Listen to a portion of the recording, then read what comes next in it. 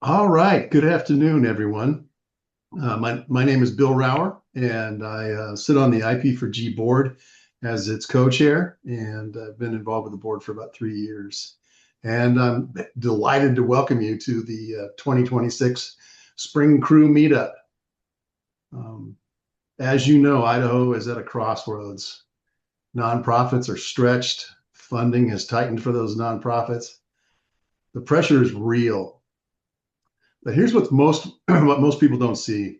We've been preparing here at IP4G. In 2025, we strengthened over 80 organizations. And what I mean by that is we've built earned revenue, we've published data that policymakers are using, and we've built trust across all sectors. That is not accidental.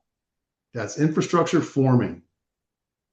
So now as we move forward into 2026, we will stabilize it, prove it, and scale responsibly.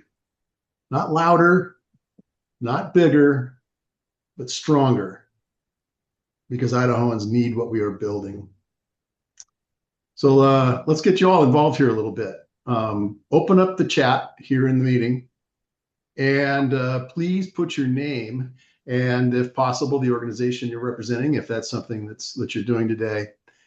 And then tell us what's one thing you want to celebrate about Idaho today and going forward. Just take a couple of minutes and put that in there for us. Thank you.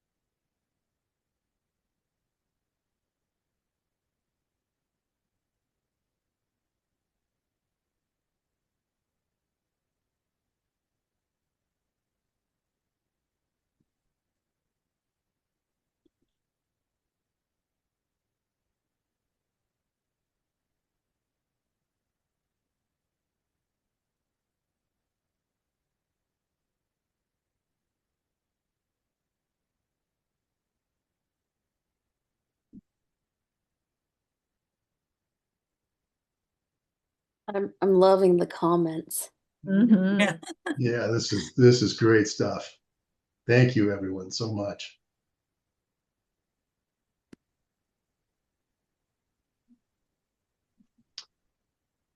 Keep prompting us as it's going along. Don't hesitate to stop, but we'll keep us moving here now a little bit.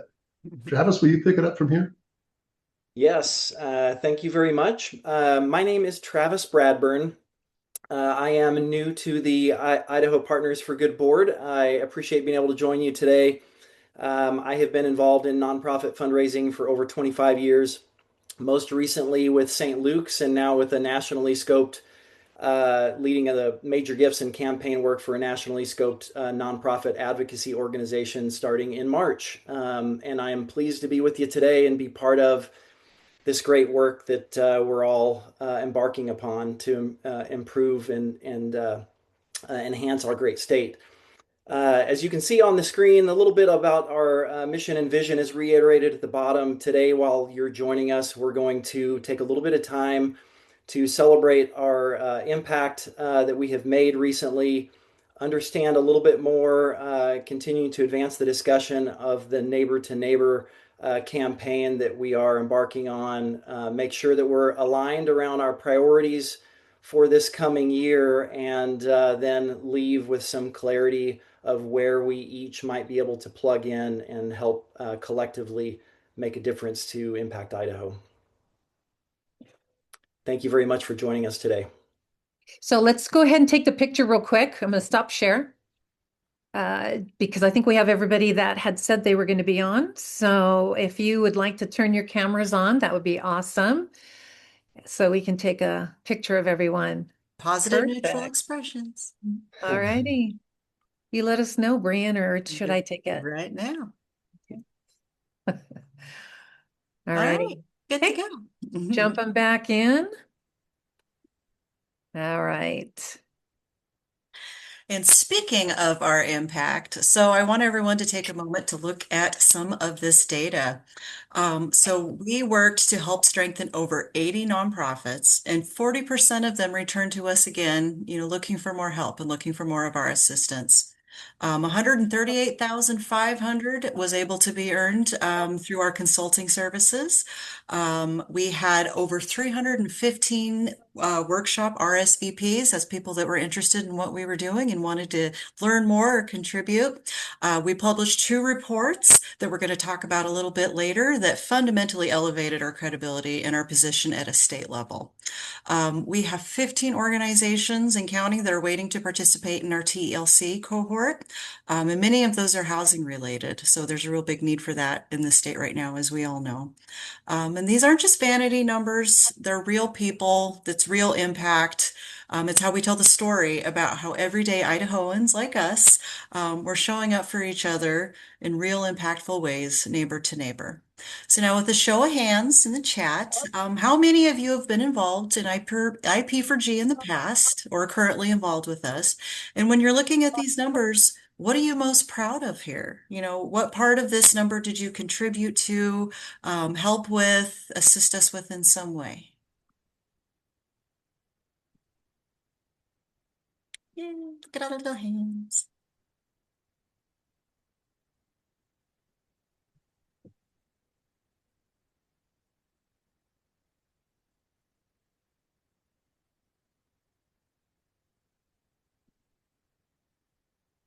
Okay, and then in the chat, how did you contribute? There we see.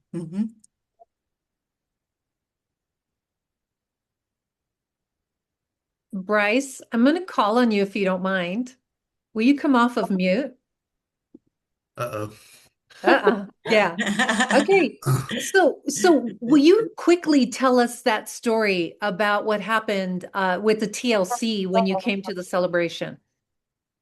Um, yeah, I mean, when was that? Back in May or June or something like that of last year. So I came to the TLC.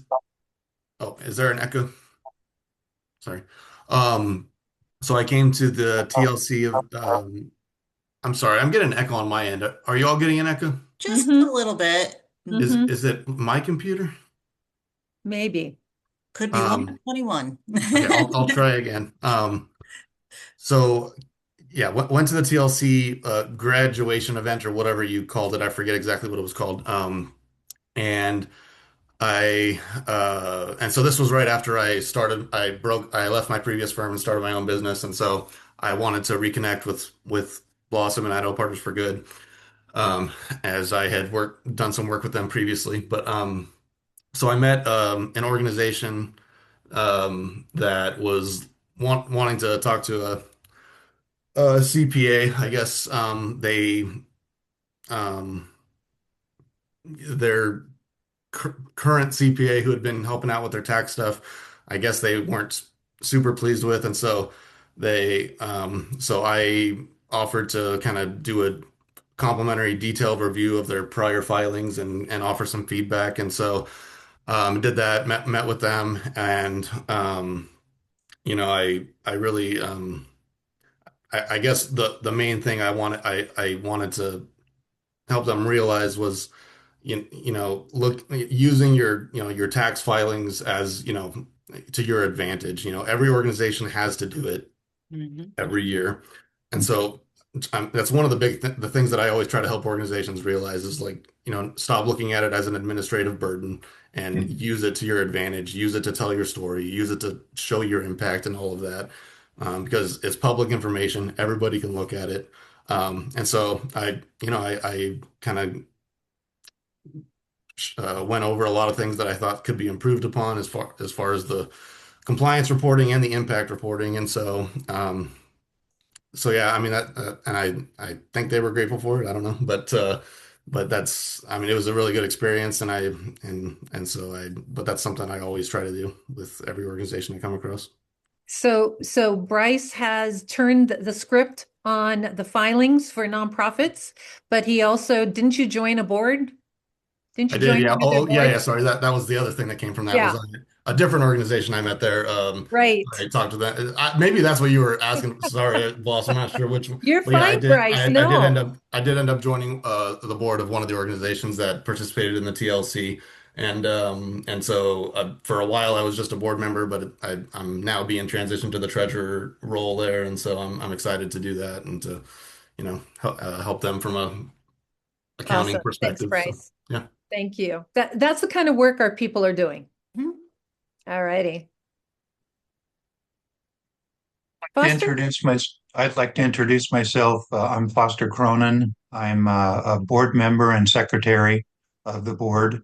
I've been with Idaho Partners for Good now for 3 years, and I'm really enjoying the work that they do. So you just saw some of the things that we went through in 2025. So thank you, Brian, for showing that. What did we prove? We proved several things that are going to lead into a discussion about what we're going to do in 2026 from here on out. One, we know how to generate revenue. We proved that last year in several different ways. We know that we can lead statewide discussions. We've had several meetings over the last, I would say, 2 months, 2.5 months, that included members of the state legislature, that included leaders around the state, including several people that are on this meeting. We've been able to go out and generate and publish research papers that are being used by policymakers and the funding sector, not just in this state, but nationwide. Uh, uh, and we'll talk a little bit more about that here in a second. Um, we've built cohorts that have been able to result in improved leadership in the nonprofit sector. And one of the things that you saw on the slide before was, and I think Bryce was alluding to it, uh, we actually celebrated the end of uh, these last June, and we're able to actually hand out checks, which was really a pleasure for me to be able to meet some of the people in the nonprofit world, and then actually at the end give them a graduation check. So that just continued to help them not only with leadership but with some of their funding. The activity that we took part in 2025 positioned us as leaders in the sector that we're in. And when we talk about this as a board, we take the responsibility of leadership really seriously. And I think that is why we made the decision to move forward with the neighbor to neighbor program that you're going to hear about in 2026. And I think with that, I'll go ahead and turn it over to John, and you'll get a little bit more information about what we're doing. John? Thank you very much indeed, Foster. Yes, my name is John Llewellyn. I've been involved with Idaho Partners for Good for 5 years, and I'm currently a member of the board. What are our strategic priorities for the coming year? Well, they're in front of you now. We're going to focus on these because we believe these are the ones that are going to have the biggest impact. The highest priority is to stabilize our revenue because that stabilizes everything else. We will be bringing more discipline to our work. In this moment, it is required of all nonprofit organizations. If we execute well, here's what will be true by December 31st, 2026. Our revenue will be predictable. The housing-focused transformational leadership cohort, TLC, will be progressing. Our impact dashboard is publicly referenced. Corporate and philanthropic partners and foundations will commit their investments over multi-years. One-off consulting projects will shift to recurring partnerships. And more importantly, we are not burned out. So what I'd like you to do is, which do you think is the most essential for stabilizing everything else? If you could put that into the chat, I'd be interested in your opinions.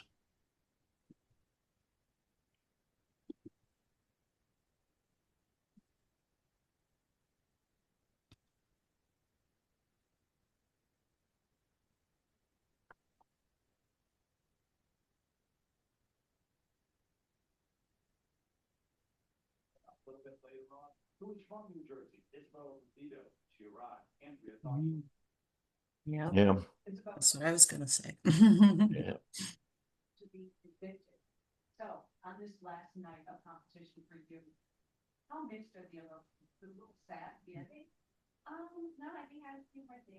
Okay.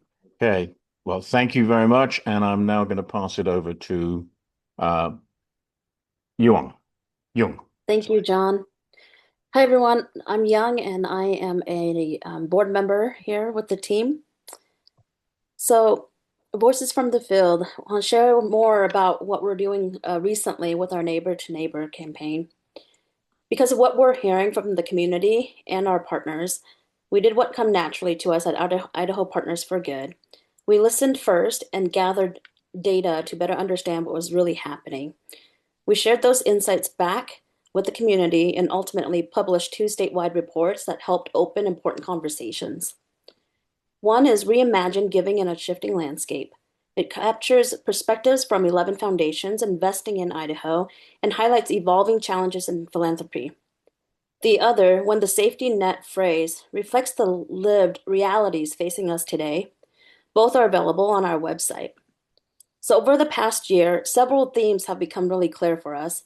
Funding shifts at the federal and state levels, policy changes, and increasing pressure on housing, healthcare, and food systems, which are forcing many Idahoans into really difficult choices. These reports didn't just document challenges, they helped catalyze a larger leadership role for us. We were asked to step forward, and we believe there's a shared moral responsibility for us to respond thoughtfully and strategically. As leaders across Idaho, we know that standing still isn't an option. It is the time that we rise when so many of our neighbors are at risk or falling through the cracks. Over the past 2 months, we've been testing a collaborative framework with many business leaders, policymakers, faith and civic leaders, nonprofits, and government partners. We've hosted 5 workshops to shape the principles behind this work. It is neighbor to neighbor, and most of you have joined us in those conversations. We've also presented more than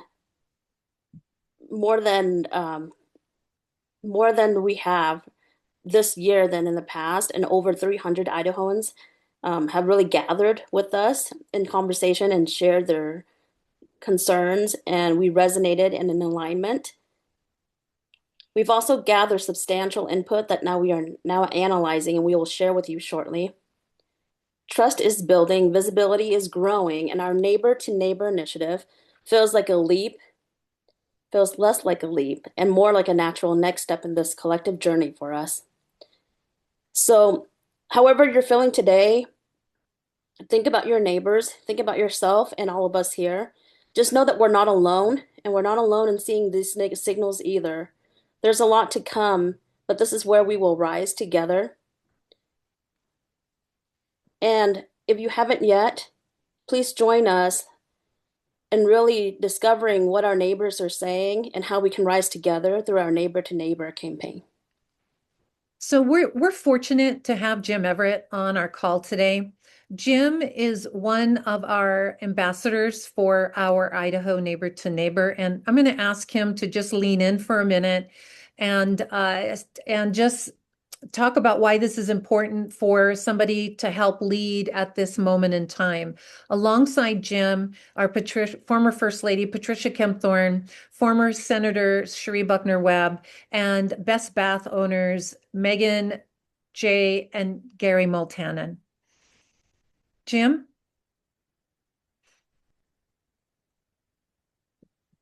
No, maybe Jim.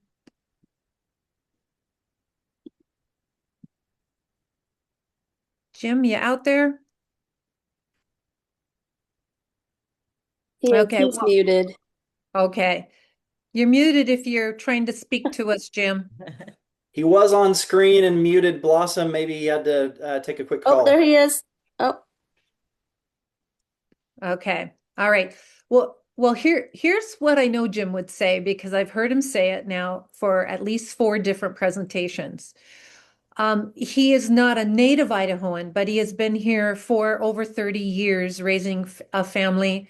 And Jim is one of the most widely respected leaders in our state because of his landmark work with the Y and his famous quote that we all adopted, "There are no throwaway kids."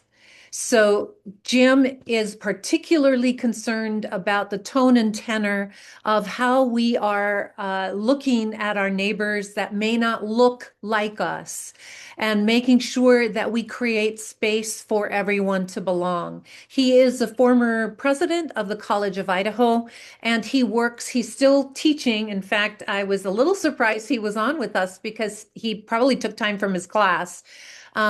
And he teaches a lot of world leaders. And there are many of them that are concerned about what's happening in Idaho. So, on Jim's behalf, I would say that while we may not have the answer, we have a framework that we're going to try to get across the state for every Idahoan to see where they fit. So, with that, I'm gonna. I'm off mute. Oh, I'm sorry. I was there you go, Jim. having technical challenges, but you were way more kind and articulate than I would have been. So thank you. Jim, tell the story of the Somali student. Well, I can tell that real quickly. I could tell 20 different stories on students that just want an opportunity, but this is a student who born in Somalia, came here at a very early age, educated in the Boise schools through the AVID program. I think I can say it on this call, but they're very humble about it. The Harrods, George and Bev Harrod scholarship them to come to the College of Idaho. This student, his name's Abu. I wouldn't mention it publicly because people might dox the person, but anyway, his name's Abukar Mohammed. Graduated from the College of Idaho, brilliant student. Worked for NIH for 2 years, and he's now got full tuition, full room and board thanks to his work at NIH at Cornell in the MD PhD program. So, you know, we hear this narrative about let's get rid of all our Somalians, let's get rid of all our, we've got a Haitian that also got into Cornell in the veterinary medicine program. So these people are being vilified and with this wide brushstroke that we don't want any of them here, and it's so counter to what the reality is. So we need to fight hard for those people that are most vulnerable. And I'll stop there because you're way too kind. And I'd like to know the world leaders I'm working with, but anyway, I'll let you. You're going to be my PR person, Blossom. Thank you. There we go.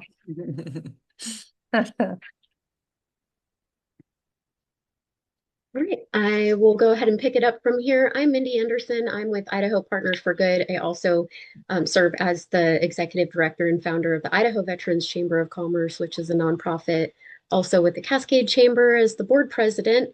And I serve as a IP4G consultant. And I'm actually the consultant lead. I've been with Blossom since the day that she started. And we kicked off one of the first pilots with Life's Kitchen that is just doing amazing work and growing every day. And so I just love being a part of this mission. So thank you so much, Blossom, for keeping me around for the last 5 years. But I want to talk a little bit about our Neighbor to Neighbor campaign. It was developed because our nonprofit partners were really asked us to step in and try to figure out how to fill the gaps and where the leadership would come to help support them in being able to better communicate their stories and share the impact that they have.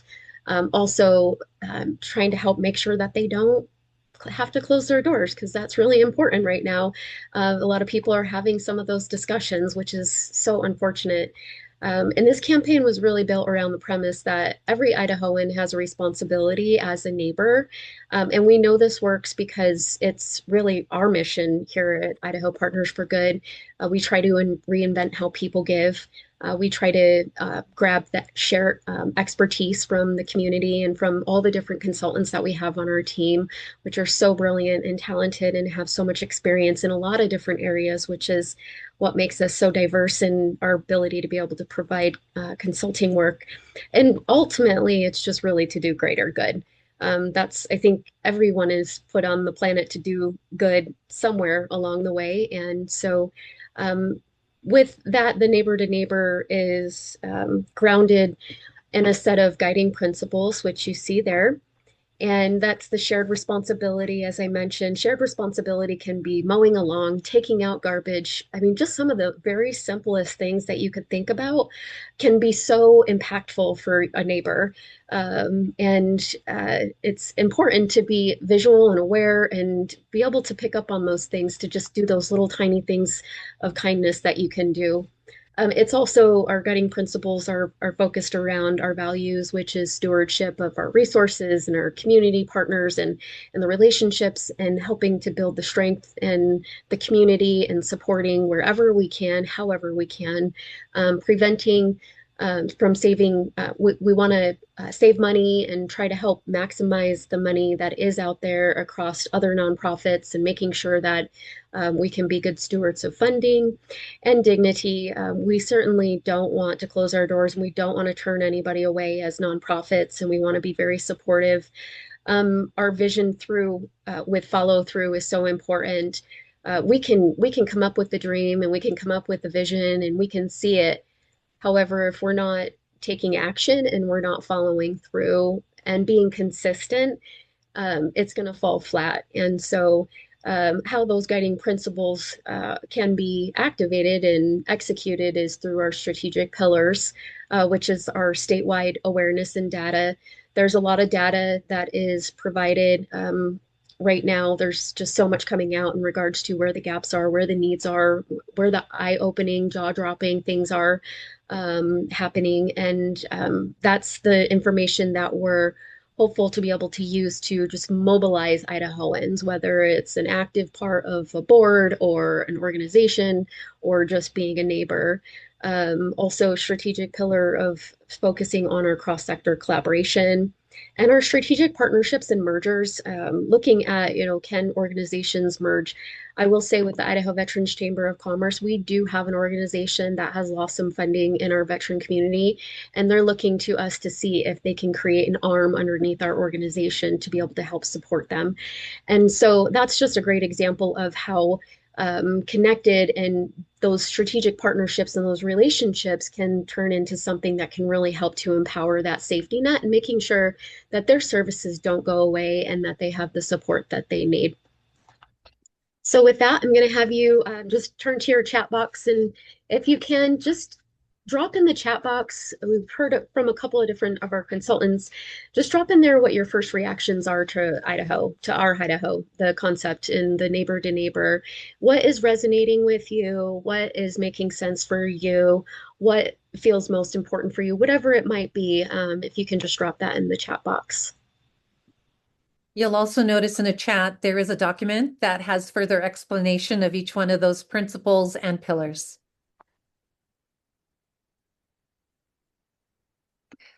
And while we're doing that, I would like to ask a couple of our nonprofit partners on the call today.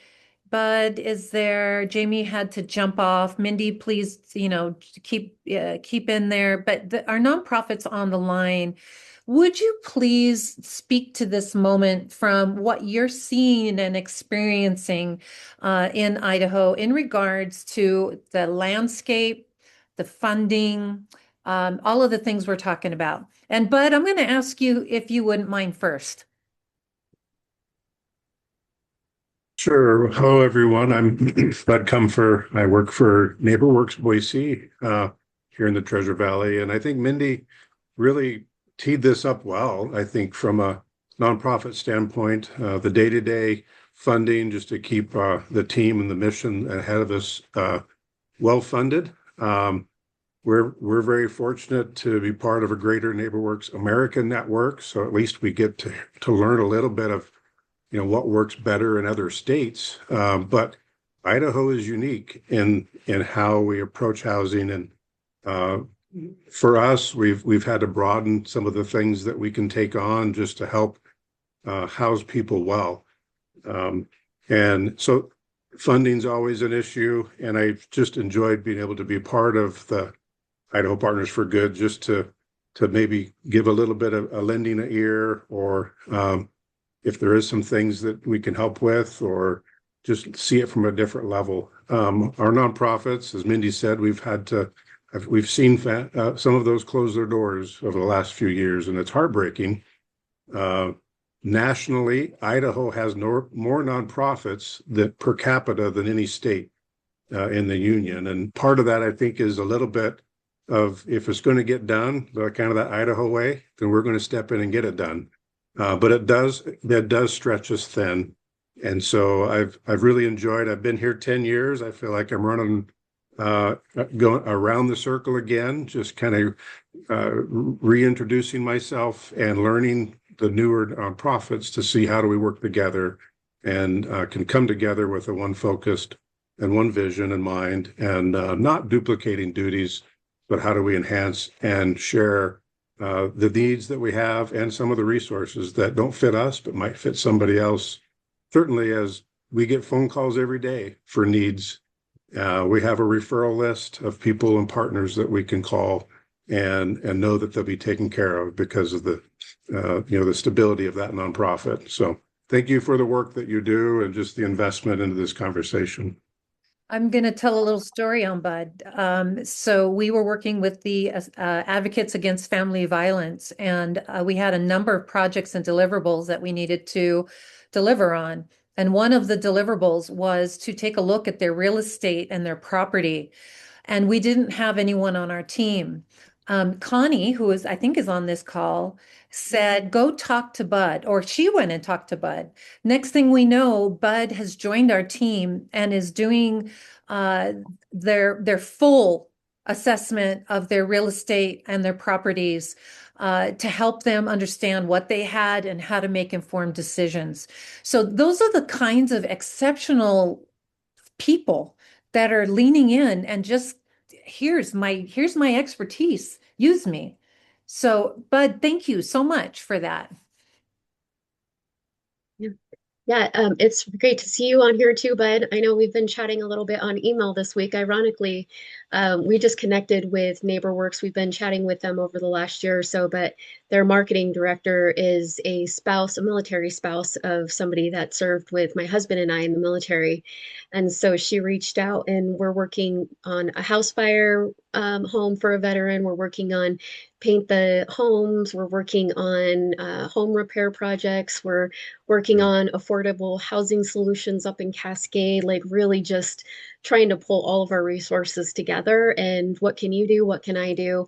And how can we make this all work? And so it's great to see you on here.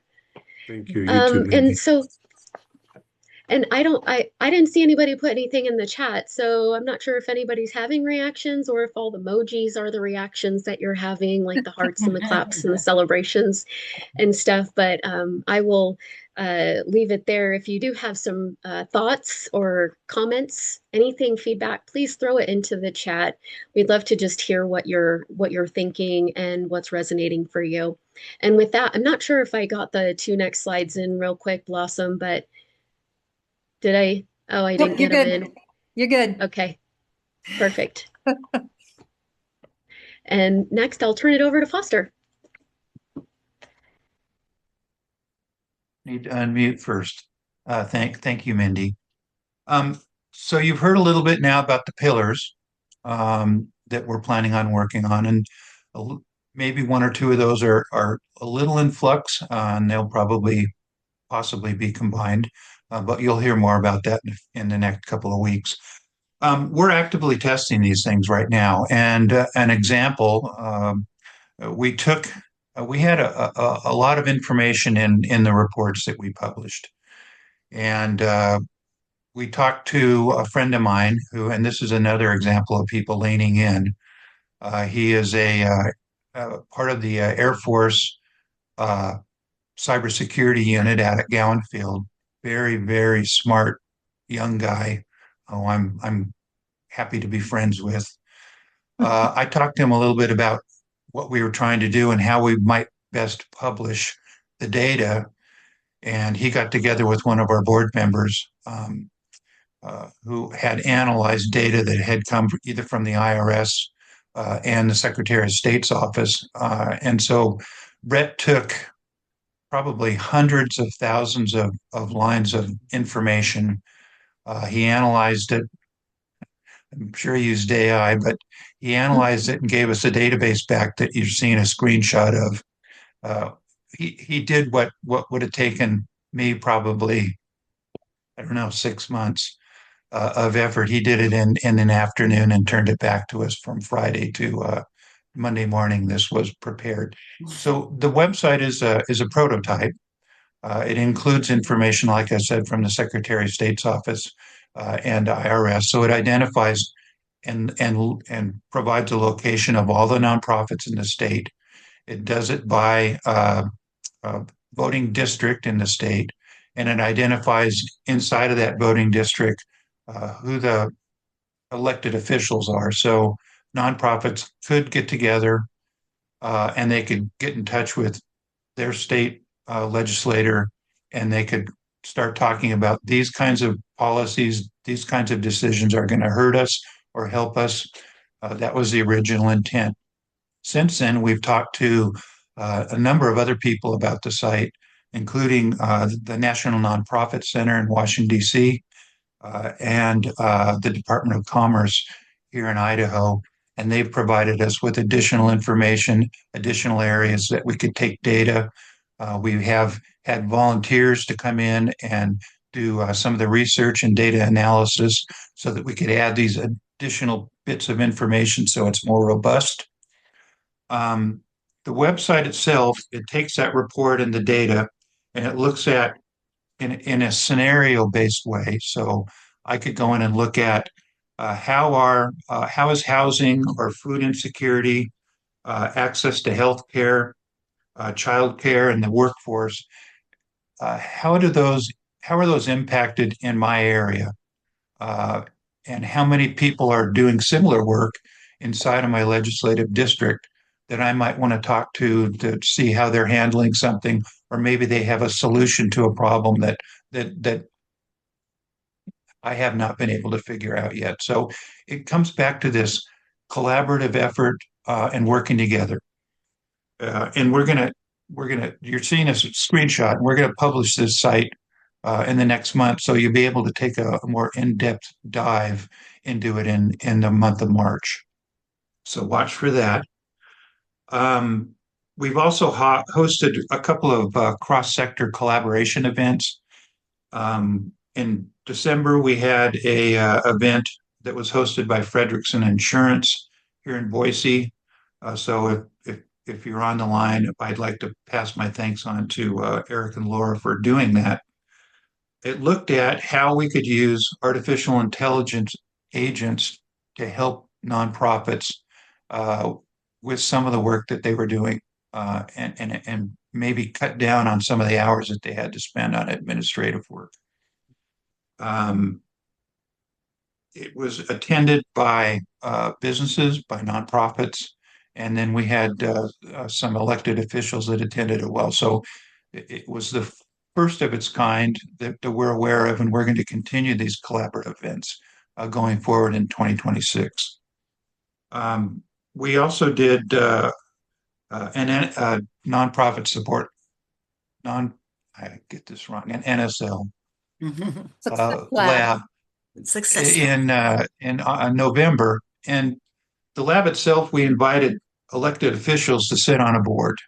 And the purpose of it was we had nonprofits that were in the audience, and they could ask our elected officials, how do we best contact you? So we had a great discussion back and forth on here's the kinds of things that we do. Here's the best way to get in touch with us. It is an email. It's probably going to be in person. If you have issues with some of the policies or laws that were being presented in the legislature, here's the best way for you to influence yes or no on how we vote. It was very well attended, and I think I'd like to try and do something similar to that as we get into the voting and election cycle here in the next 6 months. Yeah. In first quarter of this year, our NSLs are going to concentrate on the strategic pillars so that we can get more information out there about what we're trying to do. And I think Brian and Blossom are working on I think it's just something that nobody has done before. We're testing out a new collaborative funding concept that will not only help 5 nonprofits at once, um, but people can donate and that money will kind of be distributed between more than just one. So it isn't contributing money to Idaho Partners for Good. It's contributing money to all 5 at once. And that also goes for any of the volunteers. So you're not just volunteering for one organization, you're volunteering to help 6 organizations grow in one way or another. So it's just an excellent concept, and you'll probably hear more about that in the coming weeks. And with that, closing comments, I'm going to turn it back to Blossom. So Blossom. Okay, alrighty. The premise, the action around our Idaho neighbor to neighbor is very, very personal. Each one of us needs to look at the 1 mile around us, the 1 mile around our neighborhood, the 1 mile around our business, the 1 mile around our church, the 1 mile around our schools, our children's schools, and show up for that 1 mile. That is the real power of our Idaho neighbor to neighbor. So this is choose your own adventure now. There are 5 doors that we have in our strategic priorities that we're going to start knocking on more actively with your help. So there's the funding door, there's partnerships door, there's sustainability door, the visibility door, and the stronger nonprofit door. So what I mentioned about Bud was he was actively involved in strengthening a nonprofit. So if you've got tools and time, maybe that's where you want to play. If you're an influencer and you got great social media channels, maybe you want to jump into our visibility. Or maybe you got great partners with some philanthropic foundations or some high net worth individuals that we can come alongside and help them to give better. So these are the doors that we want to get everyone engaged in, and their brother and sister or mother and father, because we really are a multi-generational movement. This is not on the shoulders of any one person. It is borne by every Idahoan who calls this place home and wants to preserve those things that we all want to preserve. So with that, I am going to ask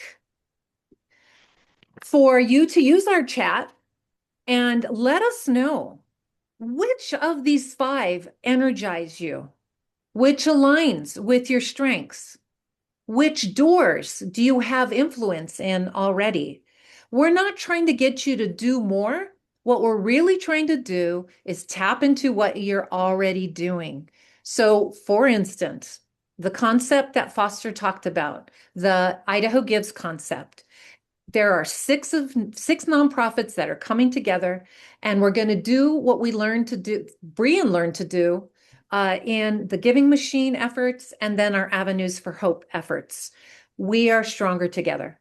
So Brian is the hub for the Idaho Gives promotions, and will be seeding, feeding, and promoting all 6 of us together during Idaho Gives. So that's just one place.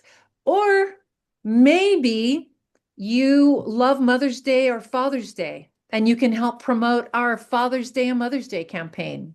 Or maybe, like myself, you love luau's and want to take part in a luau in June. So there are a ton of ways that we all can lean in the place where we already know we're strong in, that will have greater impact.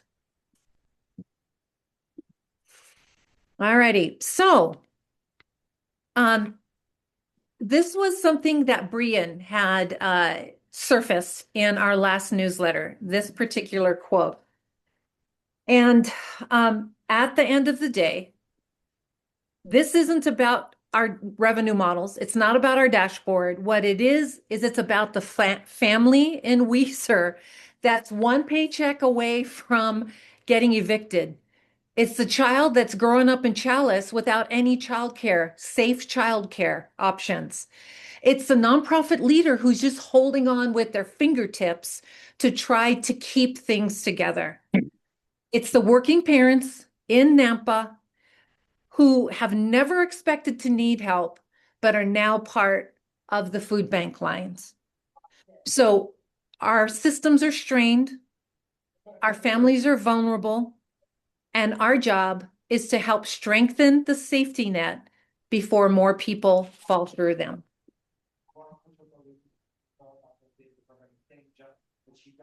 John? Yes, I have some final remarks that I'd like to add. We're not here just to maintain an organization. We're here to move a state. Nonprofits are stretched. Families are feeling the pressure. Funding is shifting, and Idaho is at a pivot point. We don't need everybody to do everything. We need everyone to open one door, a funding door, a partnership door, a visibility door, a leadership door. You already have influence somewhere, a relationship, a voice, a strength. Pick your door, open it, and let us move Idaho. Thank you. So with that, we're just going to open it up for Q&A about anything you heard today, or even just to share a story.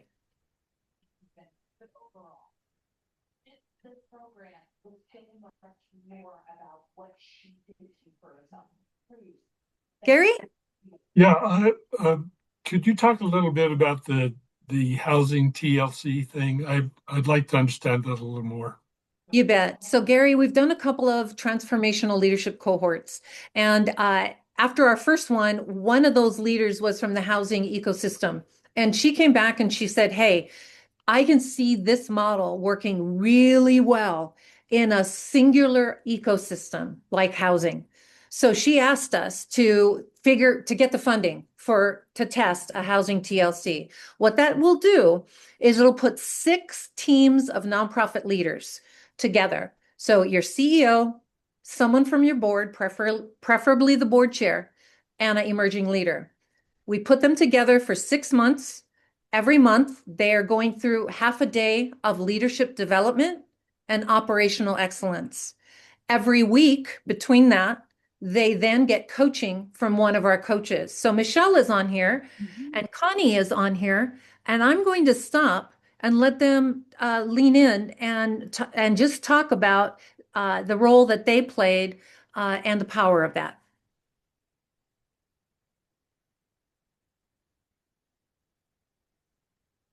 Okay, so regarding the coaches for the cohorts. Yes. Okay. Yep.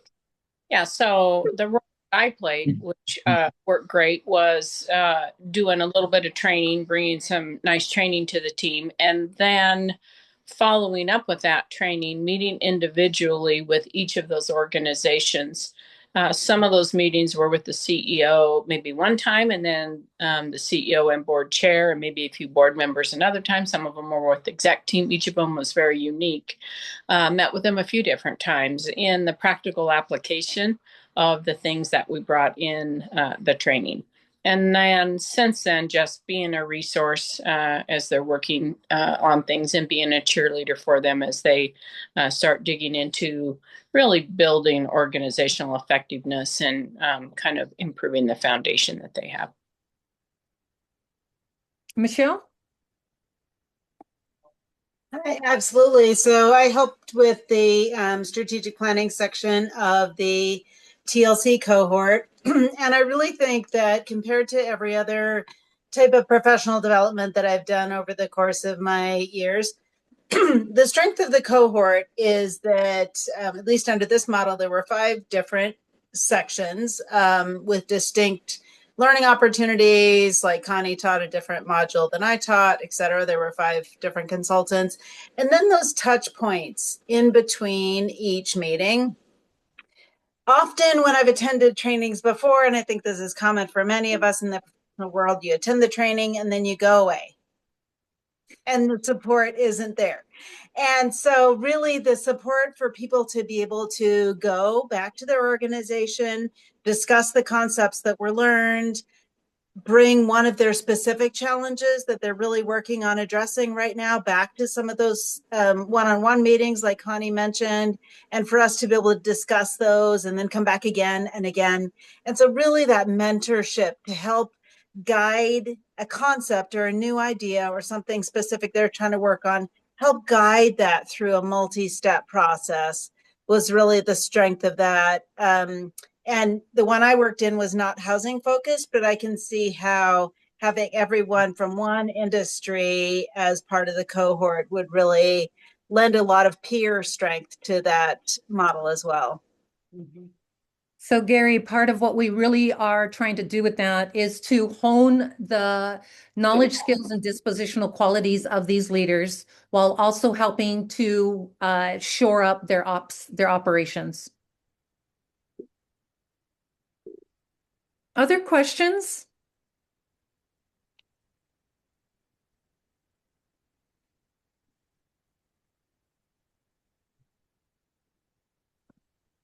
Okay, well, with that, then I'm going to go ahead and thank everyone for their contributions to Idaho Partners for Good.